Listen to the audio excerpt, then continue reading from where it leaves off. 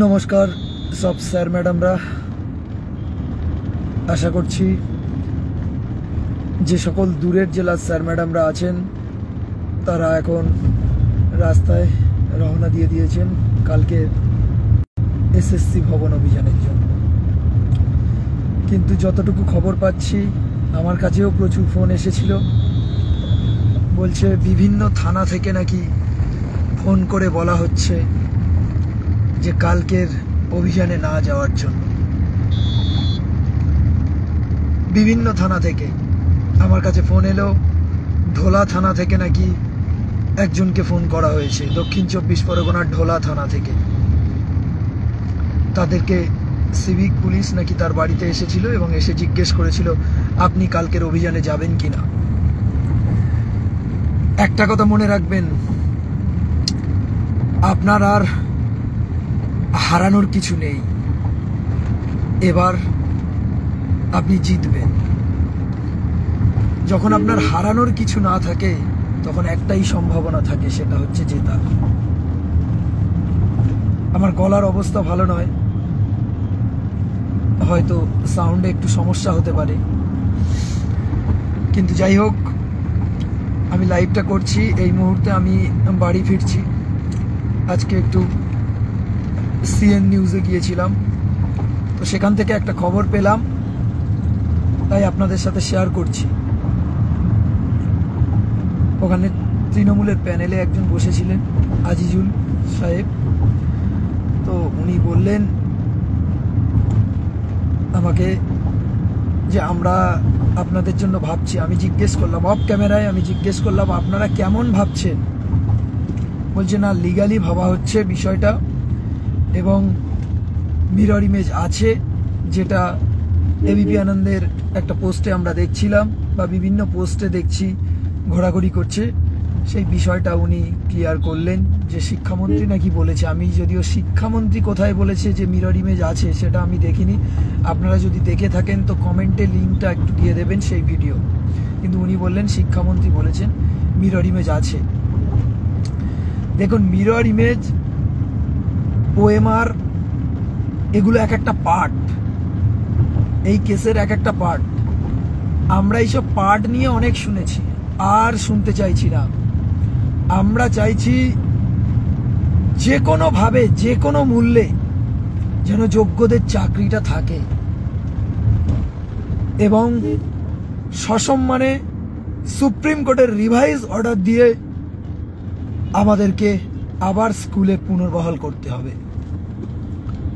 আপনারা যারা ভাবছেন যে কাছের জেলাগুলো আছে ওরা যাক এসএসসি ভবন অভিযানে, এখনো পর্যন্ত আমার চেনা জানা, আমার বাড়ির খুব কাছে যিনি হয়তো এই ভিডিওটা দেখছেন, তিনিও কিন্তু আন্দোলনে আসেননি।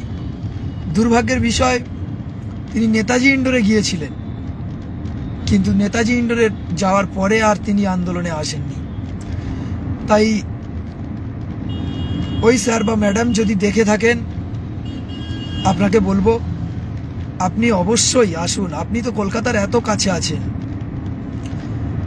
দূর দূরান্ত থেকে, উত্তরবঙ্গ থেকে, মালদা, মুর্শিদাবাদ থেকে ট্রেন জার্নি করে এসে তারা ওয়াই চ্যানেলে শুয়ে আছে। আপনারা আসুন। কালকে একটা এসএসসি ভবন অভিযানটা এ যাবৎকালের সর্ববৃহৎ আন্দোলনে পরিণত হতে চলেছে। কোনো রকম ভয় পাবেন না, কোনো রকম পুলিশি ভয়, আইনি ভয় পাবেন না। আমার মেহবুবের উপর সম্ভবত জোড়া মামলা হয়েছে, আমরা শিওর নই, কিন্তু যতটুকু মিডিয়া মারফত খবর পাচ্ছি, আমি, মেহবুব এবং আমরা যারা কসবা থানাতে আটক হয়েছিলাম, আমাদের উপর জোড়া মামলা হয়েছে। আমরা বলছি জোড়া কেন, জোড়া দাও, ডজন দাও, যাই দাও না কেন, চাকরিটা আমাদের ফিরিয়ে দিতে হবে। এবং চাকরি ফেরানোর জন্য যত দূর যেতে হয়, জীবন যদি দিয়ে যেতে হয় তাও আমরা দিতে রাজি আছি। কিন্তু এইভাবে অন্যায়ভাবে আমাদের থেকে চাকরি কেড়ে নেওয়া হবে, এটা আমরা কিছুতেই হতে দেব না। আমার গায়ে যদি এক ফোঁটা রক্ত থাকে, শেষ রক্তবিন্দু পর্যন্ত আমি লড়ে যাব। আপনাদেরকে বলছি আপনারা সবাই একত্রিত হন। দেখলেন তো কেমনভাবে আপনারা একত্রিত হয়েছিলেন বলে কসবা থানার ওসি, আইসি সবাই কিন্তু শেষ পর্যন্ত আমাদেরকে ছেড়ে দিতে বাধ্য হয়েছে। এইভাবে আন্দোলনের তীব্রতাটাকে এগিয়ে নিয়ে যেতে হবে, ধীরে ধীরে ঝাঁঝ বাড়াতে হবে আন্দোলনের। যদি আপনারা মনে করেন আপনাদের পরিবারের কোনো সদস্যদেরকে নিয়ে আসবেন, আপনার ছেলে, আপনার সন্তান, আপনার মেয়ে, আপনার বাবা, দাদা, যাকে নিয়ে পারেন নিয়ে আসুন। কিন্তু আমরা চাই কালকের আন্দোলনটা যেন এ যাবৎকালের সর্ববৃহৎ আন্দোলন হয়।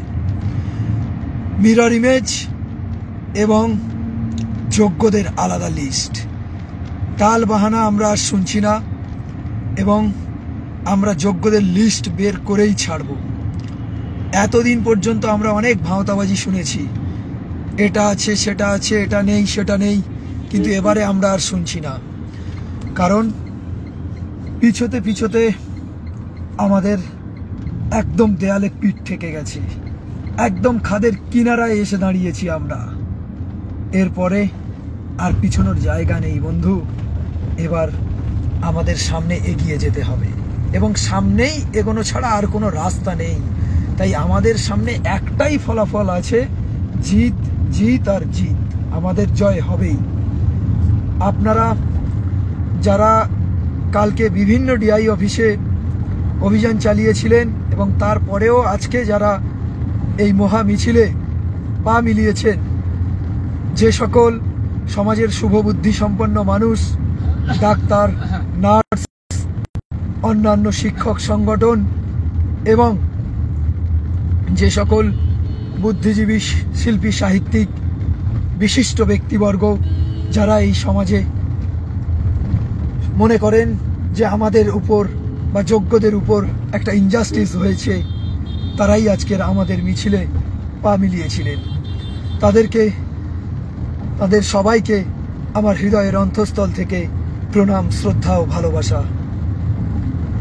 যে সকল জুনিয়র ডাক্তাররা আমাদের এই আন্দোলনে এসেছিলেন তাদেরকে কুর্নিশ জানাই। আপনারা জানেন যে আগামীকাল আমাদের এসএসসি ভবন অভিযান রয়েছে। এই এসএসসি ভবন অভিযানটাকে সাফল্যমণ্ডিত করতে হবে। শুধু তাই নয়, ভাববেন না কালকের এসএসসি ভবন অভিযানে এসে রাত্রে বাড়ি ফিরে যাব বা 5টাতে বাড়ি ফিরে যাব। আপনি আর ওটা ভাববেন না।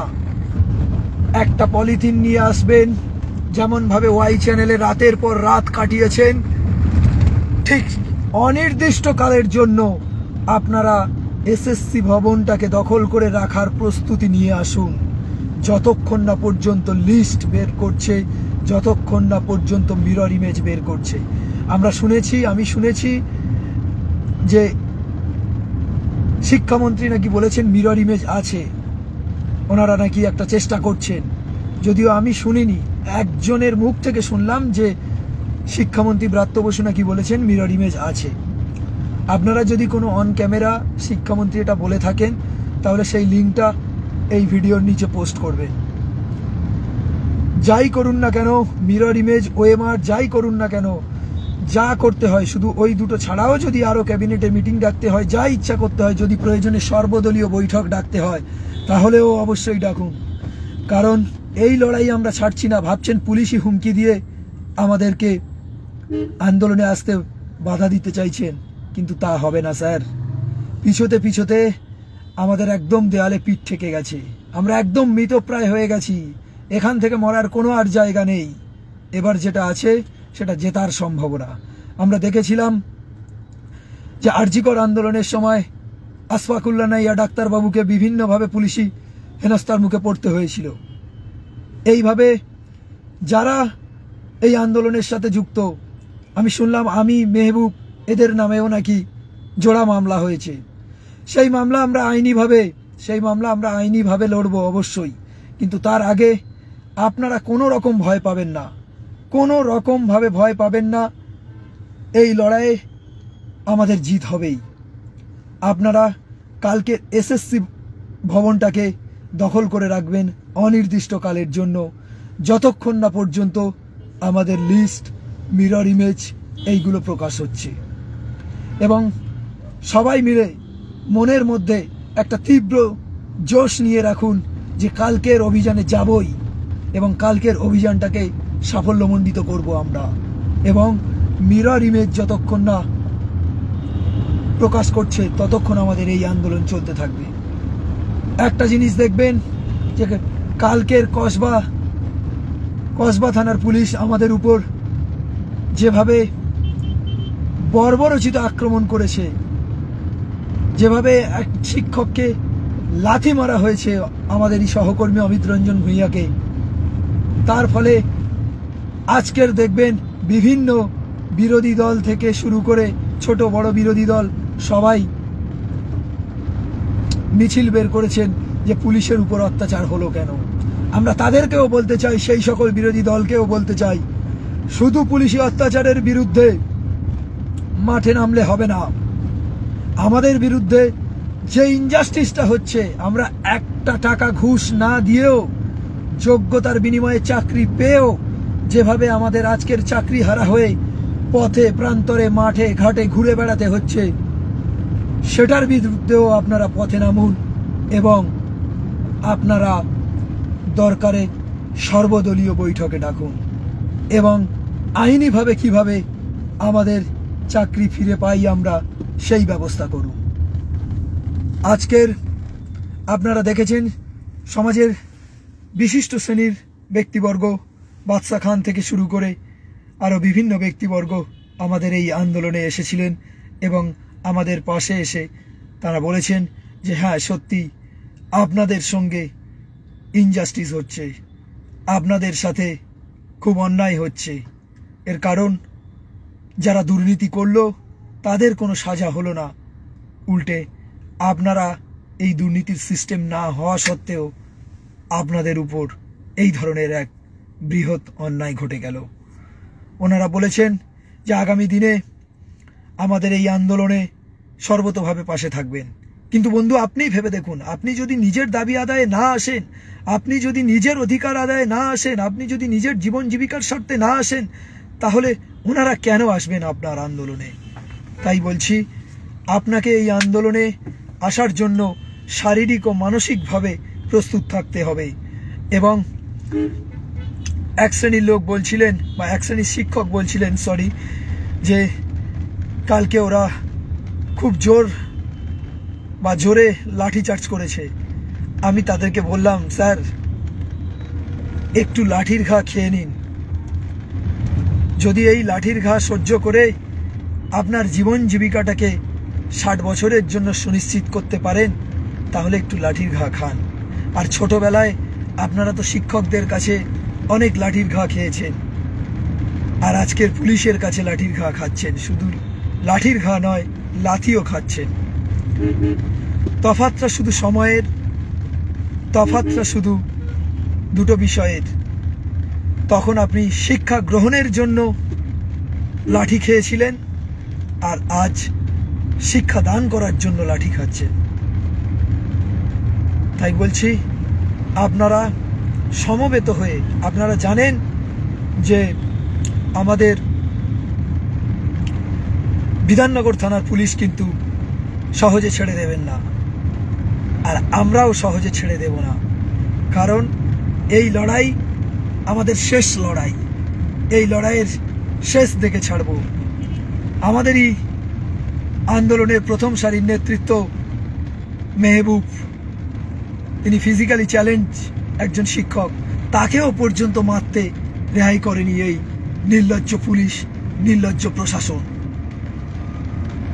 এর আমরা তীব্র প্রতিবাদ জানাই এবং আপনারা কালকের আন্দোলনে সশরীরে উপস্থিত হবেন এবং আপনাদের পরিবারের সদস্যদের নিয়ে উপস্থিত হবেন, এই আশা রাখছি। আমি আর ভিডিও দীর্ঘায়িত করছি না, আমার গলার অবস্থাও ভালো নয়। আপনারা জানেন যে টানা আমাদের আন্দোলন করে যেতে হবে, তাই আমাদের সুস্থও থাকতে হবে। তাই প্রয়োজনে আপনারা বিভিন্ন ধরনের ফার্স্ট এড মেডিসিনগুলো আপনারা নিয়ে রাখবেন। যদি ব্যথা যন্ত্রণা কিংবা জ্বরের ওষুধ খেতে হয় খাবেন, কারণ এই কিছুদিনের যন্ত্রণা এটা আমাদের কাছে বড় বিষয় নয়, কারণ আমরা সেই হাইকোর্টের রায় হওয়ার পর থেকে 1 বছর ধরে যন্ত্রণা ভোগ করে চলেছি, এবং আগামী দিনে যাতে যন্ত্রণা থেকে মুক্তি পেতে হয় তার জন্য আপনারা এই কদিন একটু যন্ত্রণা ভোগ করে নিন। ধন্যবাদ বন্ধুরা, গুড নাইট। কাল দেখা হচ্ছে। লড়াই চলছে, চলবে। বাঁচা মরার লড়াই চলছে, চলবে।